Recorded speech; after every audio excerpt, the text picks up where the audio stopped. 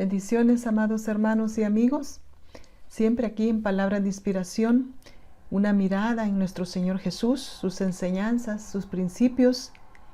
Y pues que este título de esta mañana, pues Poder y Autoridad, le he puesto. Y quiero que usted siempre esté leyendo los textos paralelos para que pueda ir viendo lo rico de la mezcla de todos los evangelios, basados siempre nosotros en Lucas. El texto base ahora es Lucas capítulo 9, versículo del 1 al 2, que dice lo siguiente: habiendo reunido a sus 12 discípulos, les dio poder y autoridad sobre todos los demonios y para sanar enfermedades, y los envió a predicar el reino de Dios y a sanar a los enfermos. Ahí en el capítulo 6, versículo del 12 al 16, vimos nosotros esa vez que él se pasó la noche orando para elegir los 12, y una vez que los eligió, los reunió, le dio indicaciones y los empoderó para enviarlos. Y creo que no los hizo solo una vez, lo hizo varias veces. Y como en ese momento él estaba reproduciéndose en ellos, les estaba dando toda la autoridad para que ellos pudieran hacer todo lo que él hacía y que el mundo pudiera ver todo eso. Entonces los empodera, les da todo ese poder sobre los demonios. Y eso solo me recuerda cuando les dijo: y recibiréis poder cuando haya venido sobre vosotros el Espíritu Santo. Y para el día de ahora nosotros tenemos el poder del Espíritu Santo. Hemos recibido el poder del Señor para poder predicar el Evangelio.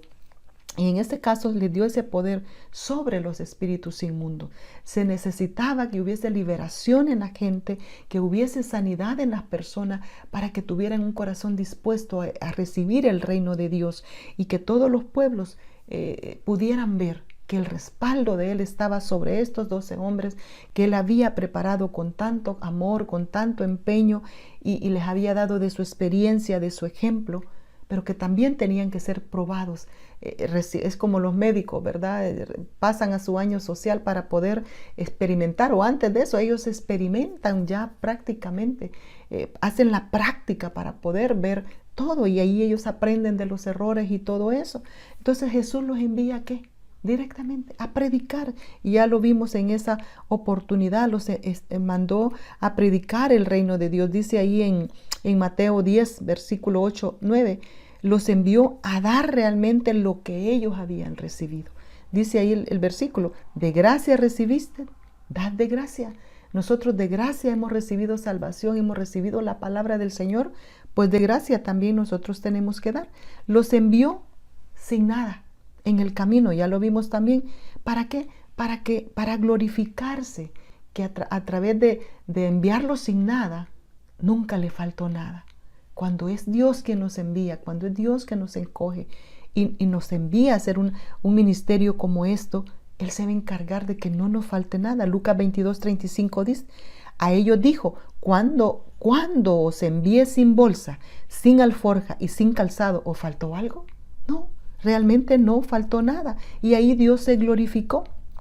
Además les dijo ahí que en la casa donde se alojaran, ahí se quedaran, y ahí los recibirían, ahí les darían todo lo necesario, porque el obrero es digno de su salario. Dice en Mateo 10, versículo 10b, siempre dentro del contexto. Les indicó los lugares donde no los recibieran, qué tenían que hacer.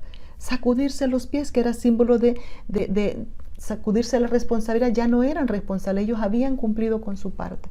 Así como nosotros ahora predicamos el Evangelio, le testificamos a una persona, si la persona rechaza y no quiere, pues nos vamos, lo bendecimos. Esa es su decisión, ya no es nuestra responsabilidad. Esa sangre ya no será sobre nosotros. Ellos quisieron obedecer el mandato.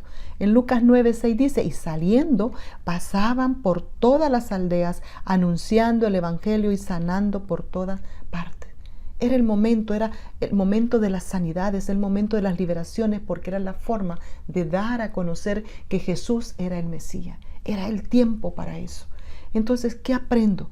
Que muchas veces nosotros nos preocupamos más por lo que tenemos que comer, por lo que tenemos que vestir, para llevar, para hacer el mensaje, para hacer el ministerio, para ir a predicar, cuando no confiamos que Dios suplirá todo lo que necesitamos para ir a esos lugares donde Él nos ha enviado, a todas partes, a todos lados, a todas las personas, a predicar el Evangelio. Y hoy por hoy, debemos de cumplir ese mandato de predicar el Evangelio.